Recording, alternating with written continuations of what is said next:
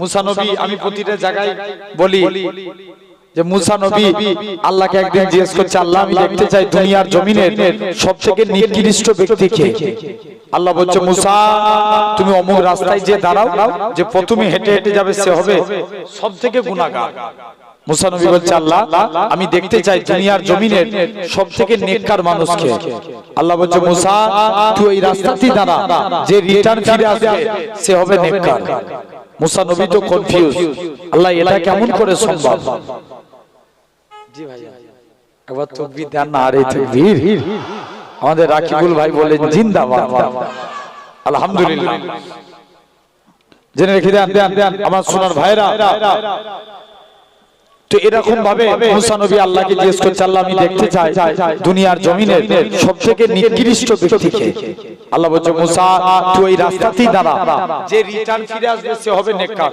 আমার কথা শুনছেন তো? খুব মনোযোগ ওয়াজের দিকে রাখেন, নাহলে কিন্তু একটা কিচ্ছু আপনার লাভ হবে না বুঝে। আর যদি আমরা এই জায়গায় বসে আছি অন্য জায়গায় মন দিই, আমাদের কিছু ওয়াজ শুনে ফায়দা হবে? কিছু ফায়দা নাই। তো এমন সময়তে মুসা নবী জিজ্ঞেস করছে, আল্লাহ আমি দেখতে চাই দুনিয়ার জমিনে গুনাহগারকে দেখলাম, নেককারকে দেখতে চাই।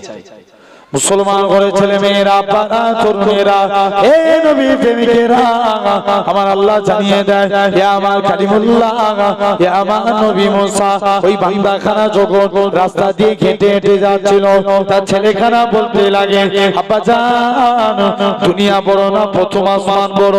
বাপখানা জবাব দেয়, বাবা ছেলে দুনিয়া থেকে প্রথম আসমান বড়।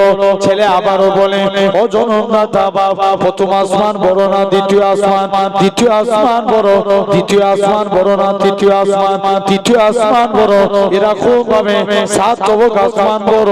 ছেলে আবারও বলে, আব্বা জান সাত তবক আসমানের থেকে কি বড়? বাপখানা জবাব দেয়, বাবা ছেলে সাত তবক আসমানের থেকে আমি তোর আব্বা আমার গুনাহখানা বড়। ছেলে আবারও বলে, ও জনমদাতা বাবা আমার গুনাহ থেকে কি বড়? বাপখানা জবাব দেয়, বাবা ছেলে আমার গুনাহ থেকে আমার আল্লাহ পাকের দয়া, আল্লাহ রহমত খানা বড়। এ জওয়ান যুবকেরা, আমার আল্লাহ জানিয়েছিলেন, হে আমার কালিমুল্লাহ, হে আমার নবী মুসা, আমি আল্লাহ পাক তার এতটুকু কথাকে কবুল করে নিয়েছি। আমি আল্লাহ কবুল করে নিয়ে আমার বান্দাটার জীবনের পাখার পাখার গুনাহটাকে আমি আল্লাহ ক্ষমা করে দিয়েছি।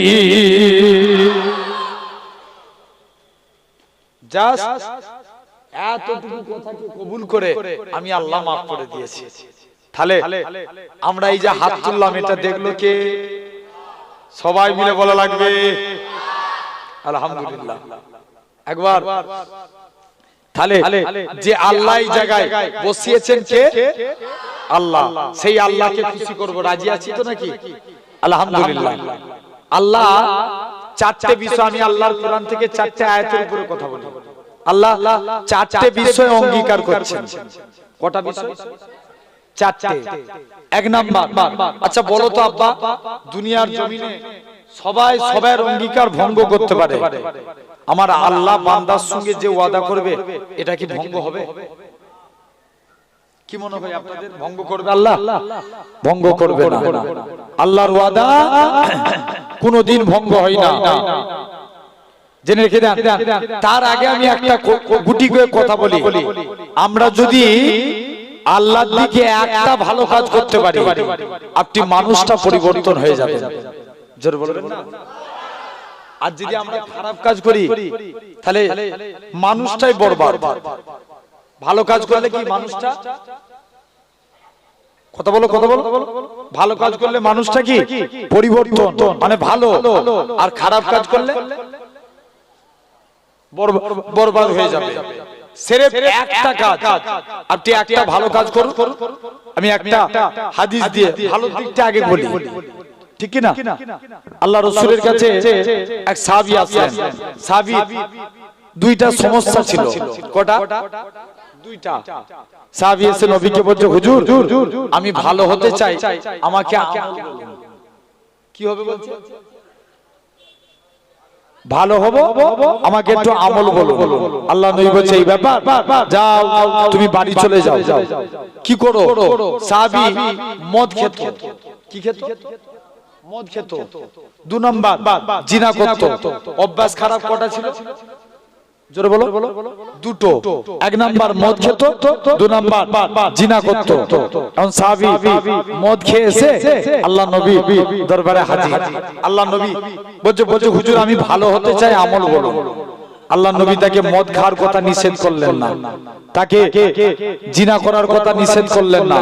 নবী বলছে বাবা তুমি আজকের দিনে আমার কাছে ওয়াদা করে যাও, জীবনে কোনোদিন মুখ দিয়ে মিথ্যা কথা বলবে না। কি বলবে না? মিথ্যা কথা বলবো না। আল্লাহ নবী বলছে যাও তুমি এটা ওয়াদা করে যাও। যুবক ছেলে বাড়ি চলে গেছে আর মনে মনে করছে নবী তো আমাকে মদ খাওয়ার কথা বলেন না। এখন এই সমাজে মাতাল বাড়ে না কমে? জোর করে বলো। ওরে আল্লাহ, মাতাল 2 প্রকার, একটা দেখবেন কার মাতাল আর একটা হচ্ছে স্ট্যান্ডার্ড মাতাল। স্ট্যান্ডার্ড বুঝেন? কার মাতাল কারা? যারা দেখবেন গোপনে বাসতলায় রাস্তার ধারে আপনার কি বলে লুঙ্গি টুঙ্গি সব তুলে দিয়ে পড়ে থাকে। ভুল বলছি না ঠিক বলছি? এরা হচ্ছে কার মাতাল। এদের কোনো লাজ লজ্জা নেই। একদিন একটা মানে ভিখারি আবার মদ খায়। একদিন আমি একটা আমার ছোট বাইক ছিল বুঝলেন, আমার একটা বাইক আমি গ্যারেজে বাগাচ্ছি, তো ওই মাতাল ওর পাশে একটু মদের দোকান। একটা মাতাল প্যান্টের ভিতরে মদের বোতলটা বগলে ভরে এই পকেটের ভিতরে ঢুকিয়ে নিয়ে এসে বলছে ভাইজান আমাকে 10 টাকা দেন, দান চাইছে। আমি পকেটে কি আছে? বলছে না তুই মদ খাচ্ছিস? বলছে আল্লাহর কসম আমি মদ খাইনি, বিয়ার খাচ্ছি। কি খাচ্ছ? বলছে কসম খেয়ে নিল। কত দিতে আছেন আমার ভাইরা জেনে রেখে দেন। তো এরকম ভাবে এই সমাজে মাতাল অনেক ডেভেলপ হয়। দেখেন তো এরকম সাহাবী যে নবী শুধু বলল বাবা যাও তুমি ওয়াদা করে যাও, জীবনে মুখ দিয়ে কোনোদিন আমি মিথ্যা কথা বলবো না। সাহাবী তো বিরাট খুশি, চলে এসেছে বাড়িতে এসে এখন মদ খেয়ে নবীর দরবারে হাজির। নবী জিজ্ঞেস করছে বাবা তুই মদ খেয়েছিস, ওয়াদা করে গেছিল কি বলবো নি? জোরে বলো না, মিথ্যা কথা বলবো না। বলছে যা, বলছে বাবা তুই মদ খেয়েছিস? বলছে হুজুর ওয়াদা করেছি মিথ্যা কথা বলবো নি, হুজুর মদ খেয়ে ফেলেছি, তবে কথা দিলাম জীবনে আর মদ খাবো না। জোরে বলবে না? এরকম ভাবে 2 নাম্বার জিনা করে আবার নবী জিজ্ঞেস করছে বাবা তুমি জিনা করেছো? বলছে হুজুর জিনা করে ফেলেছি, তবে কথা দিলাম আর কোনোদিন আমি জিনার কাজ করব না। জোরে বলবে না? তাহলে কটা ভালো কাজ করলো? 2টো। সাহাবীকে আল্লাহর নবী কি উপদেশ দিলেন? মিথ্যা কথা বলবো না। ভালো কাজ করেছে কটা? একটা। যার জন্য তার এগুলো তো তার পূর্বী বদ অভ্যাস ছিল, বদ অভ্যাসটা পরিবর্তন হয়ে মানুষটা ভালো মানুষে পরিণত হয়ে গেল। জোরে বলে। তাহলে কটা ভালো কাজ? একটা। আবার দেখবেন একটা খারাপ কাজ মানুষকে শেষ করে দেয়। এক দেশের একজন আল্লাহর আবেদ বান্দা ছিলেন, সে শুধু আল্লাহর ইবাদত বন্দেগী করত। ওই দেশে 3 ভাই, তাদের একটা বোন। কটা বোন? একটাই বোন। 3 ভাই বিদেশে সফরে যাবে, মনে মনে করছে আল্লাহ আমাদের বোনকে কোথায় রেখে যাব? তবে যেখানেই রেখে যাব যেই রক্ষক সেই ভক্ষক, রাখবো কোথায়? মনে মনে নিয়ত করেছে অমুক জায়গায় একজন আল্লাহওয়ালা ব্যক্তি আছে, তার কাছে রেখে আসি। শুনছেন, মনোযোগ দিয়ে শুনবেন। আল্লাহওয়ালা ব্যক্তির কাছে রেখে এসেছে। এখন 3 ভাই মিলে ওই আল্লাহর ওলির কাছে চলে গেছে। বলছে হুজুর যুবক তোমার কাছে, তুমি তো আল্লাহওয়ালা ব্যক্তি, তোমার কাছে আমাদের বোনকে রেখে যাচ্ছি। আমরা কদিনের জন্য, কয়েক মাসের জন্য ব্যবসায় যাচ্ছি। যুবক বলছে না, মহিলাকে আমার কাছে রাখা যাবে না, কারণ মহিলারা হলো শয়তানের জাল, এখান থেকে থাকলে অন্যায় কাজ হয়ে যাবে, তাই তোমরা নিয়ে পালাও। অনেক রিকোয়েস্ট করে 3 ভাইয়ের বিশ্বাস হয়ে গেল এই যুবকের কাছে রাখলে অন্যায় কাজ হবে না। 3 ভাই মিলে তাদের বোনকে যুবকের হাতে পায়ে ধরে তাদের বোনকে রেখে আসলো। যুবকের দুইটা রুম ছিল, পাশের একটা রুমে মহিলাকে থাকার ব্যবস্থা করে দিল। যুবক শর্ত দিল যে আমি তার বাড়িতে খাবার পৌঁছে দিয়ে আসবো না, আমি খাবার রেডি করে দরজার বাইরে বার করে দেবো, সে নিজে এসে বয়ে নিয়ে যাবে। তিন ভাই তাতেই রাজি, তাদের বোনকে রেখে দিয়ে তিন ভাই চলে গেল। অনেক দিন চলছে, দেখবেন ইবলিস যারা ভালো মানুষ তাদেরকে ভালো দিক দিয়ে খারাপ করে। কোন দিক দিয়ে খারাপ করে? জোর একটু কথা বলতে হবে, চুপচাপ বসে থাকলে ওয়াজ করতে ভালো লাগবে না। বলেন, যারা ভালো মানুষ কোন দিক দিয়ে খারাপ করবে? ভালো দিক দিয়ে। ইবলিস এসে ধোঁকা দিচ্ছে আবেদ বান্দাকে, বলছে তুমি এখানে ইবাদত করছো আর মেয়েটা প্রতিদিন বেপরদাহীন ভাবে এসে তোমার বাড়ি থেকে খাবার নিচ্ছে। তুমি তো মেয়েদের তো পর্দা করা ফরজ, তুমি যদি তার বাড়িতে খাবারটা পৌঁছে দিয়েছো তাহলে মেয়েটা কি আর বেপরদাহীন হবে? যুবক বলছে না, কথা তো যুক্তি আছে। কে বলছে? যুবক আবেদ বান্দাটা বলছে ঠিক আছে যাও, আমি তোমার ওর বাড়িতে আজকের দিন থেকে ভাত পৌঁছে দিয়ে আসবো। প্রতিদিন ভাত পৌঁছাতে যেতে ইবলিস এসে আবার ধোঁকা দিচ্ছে যুবককে, এই তুমি মেয়েটার সঙ্গে একটু কথা বলো, তার তো কোনো সুবিধা অসুবিধা থাকতে পারে, তোমার তো অন্তর পাক, তুমি তো কোনো অন্যায় কাজ করবে না, যাও না তুমি মেয়েটাকে একটু সুবিধা আজকের দিনে তার সঙ্গে একটু কথা বলো। যুবক বলছে হ্যাঁ কথা বললে তো অন্যায় নাই। কথা বলতে বলতে যুবকের সঙ্গে ওই মহিলাটার প্রেম শুরু হলো। শুনছো? যুবকের সঙ্গে মানে আবেদের সঙ্গে ওই মহিলার প্রেম শুরু হলো। তারা জিনার কাজে লিপ্ত হয়ে গেলেন। মেয়েটার পেটে বাচ্চা চলে আসলো, বাচ্চা ভূমিষ্ঠ হলো। এখন ইবলিস এসে বলছে ওদের তিন ভাইয়ের আসার সময় হয়ে গেছে, এই মেয়েটা যদি বাচ্চা দেখে তাহলে তোর প্রতি আর বিশ্বাস থাকবে তো? যাও তুমি এই মেয়েটাকে মেরে দাও। যুবক কি করলো? ইবলিসের ধোঁকায় আবার পড়লো, মহিলাটাকে মেরে দিল, তার বাচ্চাটাকেও মেরে দিল। মেরে দেওয়ার পর এমন সময়তে দেখেন যুবক ছেলেখানা আস্তে আস্তে করে মহিলাখানা এরকম ভাবে মহিলাকে কবর দিয়ে দিয়েছে। তিন ভাই মিলে এসে জিজ্ঞেস করছে, যুবক আমাদের বোনের কবর কোথায়? ও যে তোমাদের বোনের রোগ হয়েছিল, মারা গেছে, এই দেখো তার কবর। তিন ভাই তাই বিশ্বাস করে নিয়েছে। যুবক তিন ভাই বাড়িতে শুয়ে আছে, ইবলিস যে আবার তাদেরকে ধোঁকা দিচ্ছে, তোদের বোনকে এই যুবক মেরে দিয়েছে, যা বিচার কর, তাহলে কবর খুলে দেখ। তিন ভাই এসে সন্দেহ হলে আর কাজ করতে কি বাকি থাকবে? তিন ভাই এসে কবর খুলে দেখে বোন আর তার বাচ্চা। রাজার কাছে বিচার দিয়েছে, রাজা বিচার করলে যুবকের ফাঁসি হবে। কি হবে? জোর করে বলো। ফাঁসি হবে। আচ্ছা এখন আমাদের সমাজে বিচার ব্যবস্থা ঠিক আছে না ভুল আছে? জোর করে বলো না একটু। ভুল না? বিচার মানি গোলমাল। দেখবেন এক দেশে দুই চোর, এক দেশে পীর আর মুরিদ। একটু বুঝবেন, আমি এক্ষুনি মূল আলোচনার দিকে আসছি, শুধু জাস্ট এটা একটু বোঝানোর জন্য বলছি। এক দেশে পীর আর মুরিদ দুজনে রাস্তা দিয়ে হেঁটে হেঁটে যাচ্ছে। কে? পীর আর মুরিদ। ওই দেশে ঘিয়ের দাম কম। কিসের দাম? ঘিয়ের দাম। মুরিদ বলছে হুজুর আমি ঘি খাবো, আমি ঘি খাবো, ঘাড় মোটা করবো। পীর সাহেব বলছে না বাবা তুই থাকিস নি, বলছে না আমি এখানে ঘি খেয়ে খেয়ে ঘাড় মোটা করবো। ওই দেশে দুই চোর চুরি করতে যে পাঁচি চাপা পড়ে মারা গেছে। কে? জোরে বলো না। দুই চোর, গাড়ি যাচ্ছে, বাচ্চা গুলো এরকম উঠে যাওয়া করছে, কেন লড়ি যাচ্ছে। দুই চোর আপনার চুরি করতে যে পাঁচি চাপা পড়ে মারা গেছে। চোরের যে বাপ রাজার দরবারে বিচার দিয়েছে। কার দরবারে? রাজার দরবারে বিচার দিয়েছে। রাজা আমার দুটো ছেলে চুরি করতে যে পাঁচি চাপা পড়ে মারা গেছে, এদের একটু বিচার করেন। শুনছো তো ভাই? রাজা বলছে যা ওই বাড়িওয়ালাকে ডেকে নিয়ে আয়। বাড়িওয়ালাকে ডেকে নিয়ে এসছে, যা বাড়িওয়ালাকে ডেকে নিয়ে আয়। বাড়িওয়ালাকে ডেকে নিয়ে চলে আসলেন, তুই কেমন পাঁচির তৈরি করেছিস? তোর পাঁচিরে দুজন চুরি করতে যে পাঁচির চাপা পড়ে মারা গেছে। রাজা বলছে না, এটা চলে যাও, আজকের দিনে এটা তো আমার দোষ না, আমি কি পাঁচির তৈরি করি? পাঁচির তৈরি করে কে? ঠিক বলছো, বলো বলো, সবাই মিলে বলো। রাজমিস্ত্রি। কোনটা একটু দেন। রাজমিস্ত্রি পাঁচির তৈরি করে রাজমিস্ত্রি বলছে যাও না, তুমি রাজমিস্ত্রিকে যে জিজ্ঞেস করো।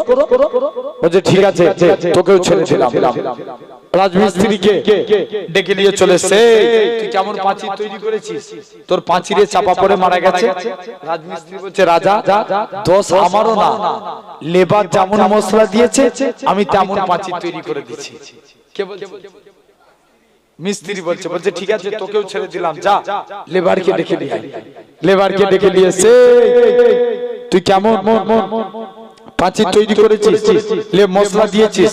বলছে রাজা, দোষ আমারও না, আমি যখন মশলা বানাচ্ছিলাম একজন এমন হচ্ছে পানি নিয়ে যাচ্ছিল, আপনার হাতি নিয়ে যাচ্ছিল, আমার বাতে শর্ট করেছে, সব পানি মশলায় পড়ে গেছে, এত নষ্ট হয়ে যাবে, দিয়ে দিয়েছি। বলছে যা, তোর দোষ নয়, হাতিওয়ালাকে ধরে নিয়ে আয়। হাতিওয়ালাকে ধরে নিয়ে এসে, তুই কেমন, তুই কেন হাতি দৌড় কাটাচ্ছিলিস? হাতিওয়ালা বলছে রাজা, দোষ আমারও না, একটা মেয়ে এমন চুরি পরে ঝনঝন করে আওয়াজ করছিল, ও চুরির আওয়াজ শুনে আমার হাতি ভয়ে দৌড়েছে। কিসের আওয়াজ? চুরির আওয়াজ। বলছে যা, তোকেও ছেড়ে দিলাম, যা তুই ওই মহিলাকে ধরে নিয়ে আয়। মহিলাকে ধরে নিয়ে এসে, তুই কেমন চুরি তৈরি করেছিস? তো চুরির আওয়াজ শুনে হাতি ভয়ে দৌড়েছে। মহিলা বলছে রাজা, দোষ তো আমারও না, আমাকে, আমি কি চুরি বানাই? চুরি বানাই কে? সোনার জিনিস কারা বানায়? সাগরা। সাগরা বলছে আমি তো চুরি বানাই না, চুরি বানাই সাগরা, জান তাকে ধরে। বলছে ঠিক আছে, দোষ তোর নয়, সাগরাকে ধরে নিয়ে। সাগরাকে জিজ্ঞেস করছে, সাগরার কোনো উত্তর খুঁজে পাইনি। কে? বলো। সাগরা কোনো উত্তর খুঁজে পাইনি। এখন রাজা বলছে তোর জন্যই আমার দেশের দুটো নাগরিক কমে গেছে, চুরি করতে যে পাঁচির চাপা পড়ে মারা গেছে, যত দোষ সাগরা। গলায় ফাঁসি দিচ্ছে, দড়ি বেরিয়ে চলে যাচ্ছে। রাজা বলছে যা, আমি ফাঁসি দেবো বলেছি এই দড়িতে, এই ঘাড় মোটালা লোক খুঁজে দিয়ে আয়। কি খুঁজে আন? ঘাড় মোটালা। ওই যে সে মুড়িদ ঘি খেয়ে কি করেছে, ঘাড় মোটা করে মুড়িদকে তুলে নিয়ে চলে এসেছে। যেই দড়ি বসিয়েছে একদম গলার সঙ্গে ম্যাচে ম্যাচ। মুড়িদ জিজ্ঞেস করছে রাজা, তুমি আজকের দিনে কোথায় যাও? বলছে আমার দোষটা কি? বলছে তোর দোষ তেমন কিছু নাই, তোর ঘাড় মোটা, এটাই তোর সবথেকে বড় দোষ। ঘাড় মোটা। পীর সাহেবকে ডেকে নিয়ে এসেছে। পীর বলছে রাজা, আমার মুরিদকে ছেড়ে দাও, আমাকে ফাঁসি দাও। আর মুরিদ বলছে রাজা, আমার পীরকে ছেড়ে দাও, আমাকে ফাঁসি দাও। এখন রাজা জিজ্ঞেস করছে পীর সাহেব, আপনারা কেউ ফাঁসি নিতে চাইনে, আর আপনারা দুজন মিলে ই বলছে আমাকে দাও, ও বলছে আমাকে দাও, ব্যাপারটা কি? পীর সাহেব বলছে রাজা রে, তোর বিচার ঠিক নয়, এই জন্য তোর বিচারে যে গলায়, তোর বিচারে যে গলায় ফাঁসি দিবে সে আল্লাহ জান্নাত পেয়ে যাবে। রাজা বলছে ওরে সর্বনাশ, আমার দেশে ফাঁসি হয়ে অন্য দেশের লোক জান্নাতি হবে? ফাঁসি যদি দিতে হয় আমি রাজা, আমাকে ফাঁসি দিবে। কাকে ফাঁসি দিবে? রাজাকে। জেনে রেখে দেন তাহলে আমার সোনার ভাইরা, আব্বারা, তরুণেরা।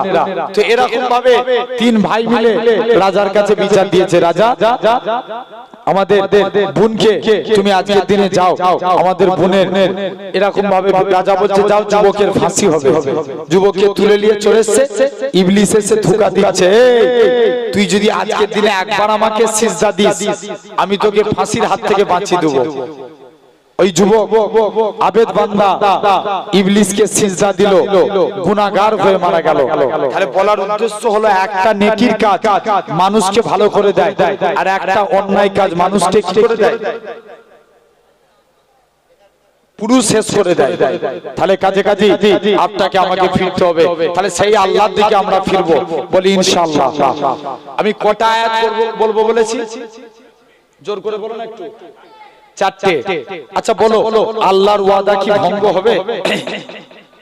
জোরে বলো না, কোনদিন ভঙ্গ হবে না। আমার আল্লাহ বান্দার সঙ্গে যে অঙ্গীকার করবেন এটা কোনদিন ভঙ্গ হতে পারে না। একটা যুবক প্রতিদিন রাত্রে তাহাজ্জুদের নামাজ পড়তে যেতেন। কিসের নামাজ? তাহাজ্জুদের। একদিন যাচ্ছেন, প্রতিমধ্যে একটা নারীকে দেখতে পেলেন। একটা মহিলা যুবকের সামনে এসে দাঁড়িয়ে গেল। মহিলা বলছে, যুবক কি ব্যাপার, তুমি এখানে দাঁড়িয়ে আছো? মহিলা যখনই যুবক জিজ্ঞাসা করে, মহিলা বলে, না আমি তোমার কাছ দিয়ে যাব না। মহিলা খানা যুবকের রাস্তা গার্ড করে দাঁড়িয়ে থাকে। যখনই গার্ড করে দাঁড়িয়ে থাকে, যুবকের অন্তরে নবী বলছেন, একটা ছেলে আর মেয়ে কাছাকাছি থাকলে 3 নম্বর ব্যক্তি হিসাবে আসে শয়তান। কে আসে? শয়তান। উভয়কে খারাপ কাজে লিপ্ত করে। যুবক ছেলেখানা মহিলার সঙ্গে আপনার জিনায় লিপ্ত হবে। মহিলা বলছে, চলো। হাত ধরে যুবকের বাড়িতে নিয়ে চলে গেলেন। যুবকটাকে আকারি করে ধরেছে। যুবকটার মনে পড়ে যায় আল্লাহর কোরআনের আয়াত, ওয়ালিমান খাফা মাকামা রাব্বিহি জান্নাতান। যারা আল্লাহকে ভয় করে আল্লাহ তাদের কবরে 2টা জান্নাত দিয়ে দেয়। জোরে বলে, কটা জান্নাত? 2টা। যুবক বেহুশ হয়ে গেছে। মহিলা দেখছে আলামত ভালো নয়, বাড়ির বাইরে বার করে দিচ্ছে। যুবকটা ইন্তেকাল হয়ে গেল। ওমরে ফারুক বলছে, চলো আল্লাহ যে ওয়াদা ভঙ্গ করে নে, এর কবরে যে দেখবো আল্লাহ 2টো জান্নাত দিয়েছে কিনা। মুসলমান ঘরে ছেলে মেয়েরা, পাকা তরুণেরা, হে নবী প্রেমিকেরা, আমার আল্লাহ জানিয়েছিলেন, আল্লাহ নবী সাহাবী হযরত ওমরে ফারুক রাদিয়াল্লাহু তাআলা আনহু হুজুর আমার যুবকের কবরের দিকে চলে গেলেন। প্রথমবার সালাম দেয়, আসসালামু আলাইকুম ইয়া আলাল কবর। কবর থেকে কোনো আওয়াজ আসে না। দ্বিতীয়বার সালাম দেয়, আসসালামু আলাইকুম ইয়া আলাল কবর। দ্বিতীয়বারও কোনো আওয়াজ আসে না। হযরত ওমর তৃতীয়বার সালাম দেয়, আসসালামু আলাইকুম ইয়া আলাল কবর। সঙ্গে সঙ্গে যুবকের কবর থেকে ওয়া আলাইকুম আসসালামের আওয়াজ কানা ভেসে উঠেছিল। আরো জোরে হয় না?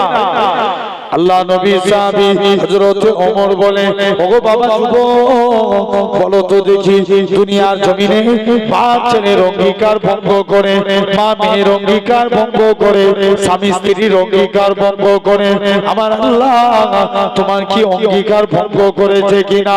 ও যুবকেরা, ও মুরব্বি বাপেরা, যুবক ছেলেখানা বলে, হে রাসূলুল্লাহ সাহাবী, হে হযরত ওমর, দুনিয়ার জমিনে বাপ ছেলের অঙ্গীকার ভঙ্গ হতে পারে, মা মেয়ের অঙ্গীকার ভঙ্গ হতে পারে, স্বামী স্ত্রীর অঙ্গীকার ভঙ্গ হতে পারে, কিন্তু আমার আল্লাহ এমনই এক আল্লাহ, আমার আল্লাহ আমি যুবকের কবরে 2টা জান্নাত দিয়ে দিয়েছে। আরো জোরে হয় না? জোর করে বলো দেখিনি। পিছনের ভাইগুলো একসঙ্গে সবাই মিলে বলেন সুবহানাল্লাহ। জেনে রেখে দেন, তাহলে আল্লাহ 4টে আয়াত।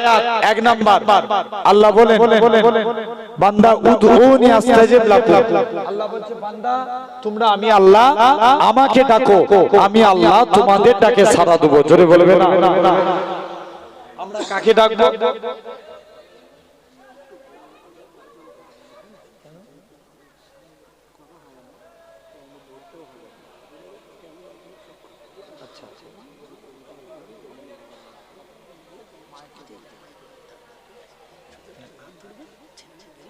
আচ্ছা আচ্ছা, নগদে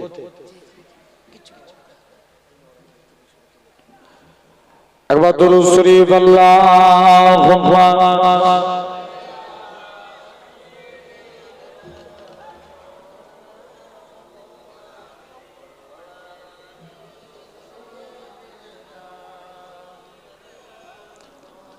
আমার সোনার ভাইরা আপনারা, তো আমি 1 নম্বরে এই 4টে আয়াত আমি 2টো পয়েন্টের উপরে আলোচনা করব। আল্লাহকে ভালোবাসেন, আমার আল্লাহ বান্দাকে, আমরা বান্দা আল্লাহকে জানা ভালোবাসি, আল্লাহ তার থেকে আল্লাহ 3 গুণ বেশি বান্দাকে ভালোবাসে। জোরে বলে আল্লাহ জেনে রেখে দেন, কোন বান্দা যদি একবার মাথায় হাত দিয়ে পেরেশানিতে পড়েছে, আল্লাহ বলে চিৎকার দিয়ে উঠে, আমার আল্লাহ বলে বান্দা তুই অমন করে ডাকবি নি, আমি আল্লাহ থাকতে পারি না, আমি আল্লাহ রহমতের দরিয়ায় জোছওয়ারি। জোরে বলে বলে বলে বলে।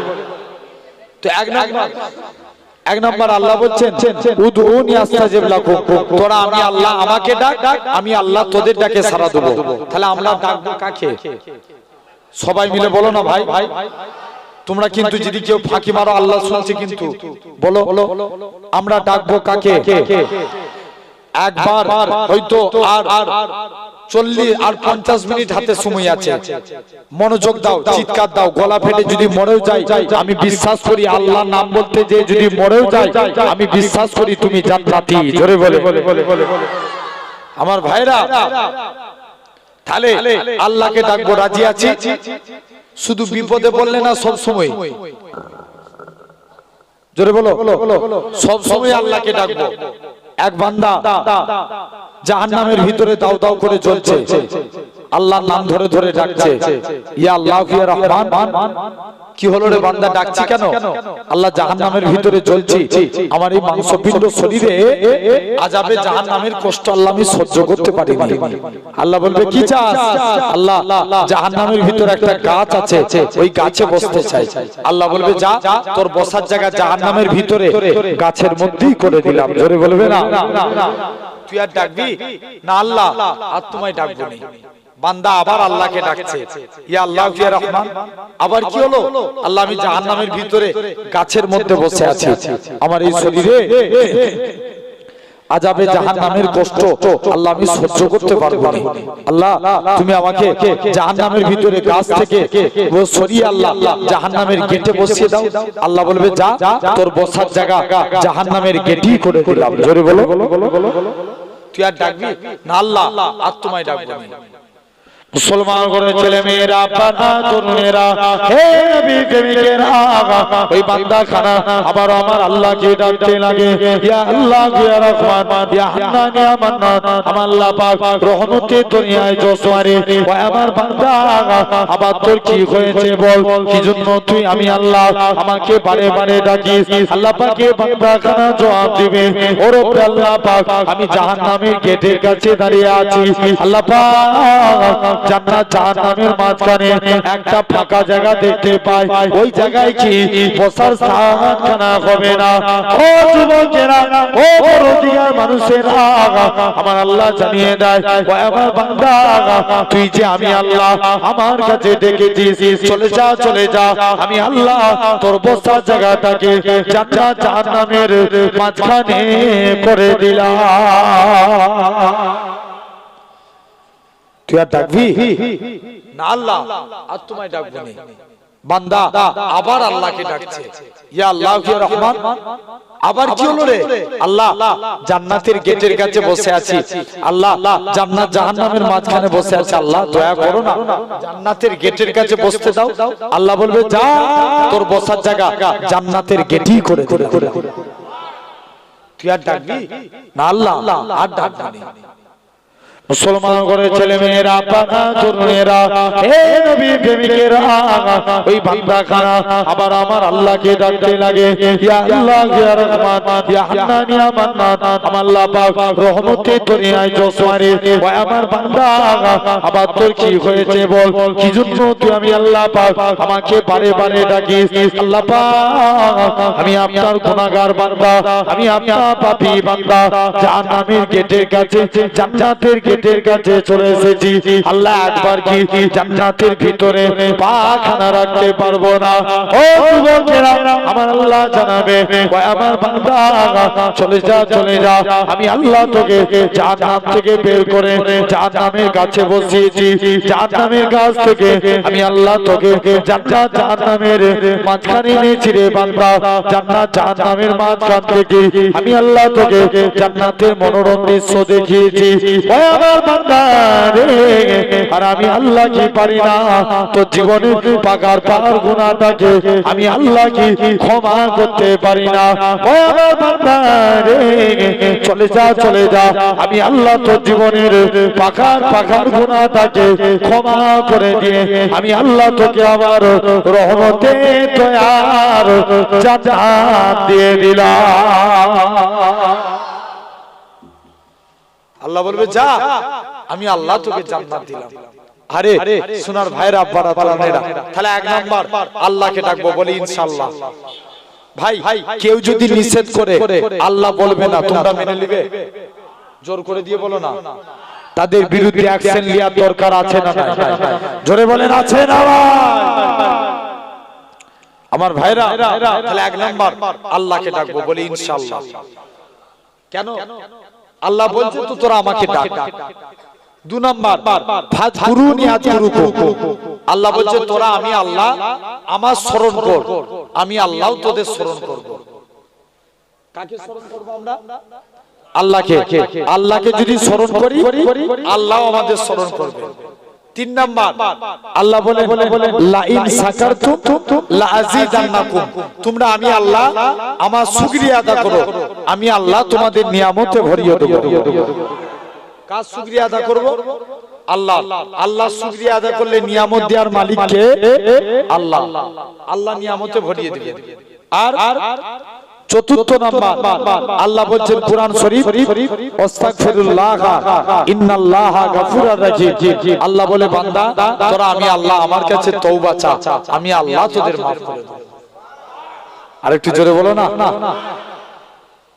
জেনে রেখে দেন, মুসা নবী আল্লাহকে একদিন জিজ্ঞেস করছে, এক বান্দা জিনা করেছে, তাকে জঙ্গলে ফেলে দিয়ে চলে গেছে। কোথায়? জঙ্গলে। বানি ইসরাইলদের তৎকালীন সময়ে সিস্টেম ছিল, কেউ জিনা করলে তাকে জঙ্গলে ফেলে দেয়া। জিনা করলে কি কোথায় ফেলে দেয়া? জঙ্গলে।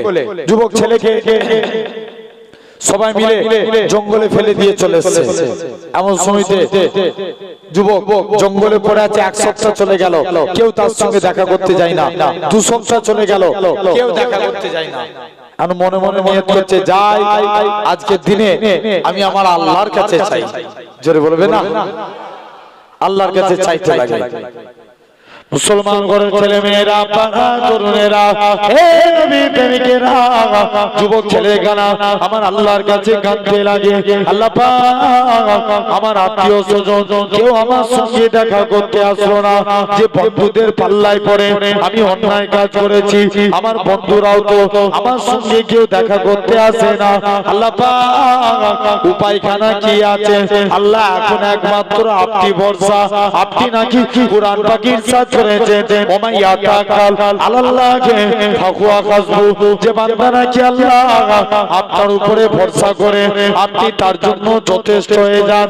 আল্লাহ পাক আমি আপনার গুনাহগার বান্দা, আমি আপনার পাপী বান্দা, আপনার উপরে ভরসা করে রইলাম।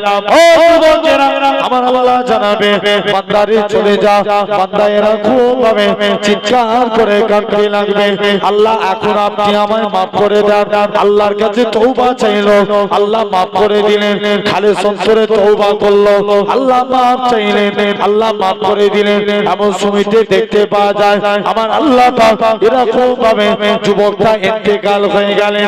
আমার আল্লাহ মুসা নবীকে ডাক দিয়ে বলে, হে আমার কালিমুল্লাহ, হে আমার নবী মুসা, অমুক জায়গায় জঙ্গলে চলে যাও, আমার একটা বন্ধু শুয়ে আছে, তার জানাজা খানা পড়বে, যাও। ও যুবকেরা, এমন সময়তে মুসা নবী চলে গেলেন, বানি ইসরাইলের লোকেদের সাথে করে নিয়ে জঙ্গলের দিকে চলে গেলেন। যে দেখে নাকি যুবক ছেলে কানা জঙ্গলের মধ্যে পড়ে আছে, বানি ইসরাইলের লোকেরা বলে, যুবকের চেহারা দেখে বলে, এ নবী মুসা, এটা কেমন করে আল্লাহর বন্ধু হতে পারে? ই তো জিনাকারী, ই জিনা করেছিল বলে একে আমরা জঙ্গলে ফেলে দিয়েছি। ও যুবকেরা, আমার আল্লাহ হযরত মুসা নবী আমার আল্লাহর কাছে কেঁদে কেঁদে ফরিয়াদ করেছিল, আল্লাহ পাক আপনি বলেন নাকি জিনাকারী, আর বনি ইসরাইলের লোকেরা বলে আল্লাহ আপনি বলেন নাকি আল্লাহ আপনার বন্ধু, আর বনি ইসরাইলের লোকেরা বলে ই নাকি জিনাকারী। আল্লাহ এটা কেমন করে সম্ভব? ও লোকেরা, আমার আল্লাহ ডাক দিয়ে বলে ইয়া আমার কালিমুল্লাহ, ইয়া আমার নবী মুসা, ওই বান্দাটা জিনা করেছিল ঠিকই কথা, কিন্তু আমি আল্লাহ আমার কাছে তওবা চেয়ে নিয়েছে, আমি আল্লাহ তার জীবনের পাকার গুনাহটাকে আমি আল্লাহ ক্ষমা করে দিয়েছি। তাহলে আল্লাহ বলছে তোরা তওবা চা, আমি আল্লাহ মাফ করে দেব।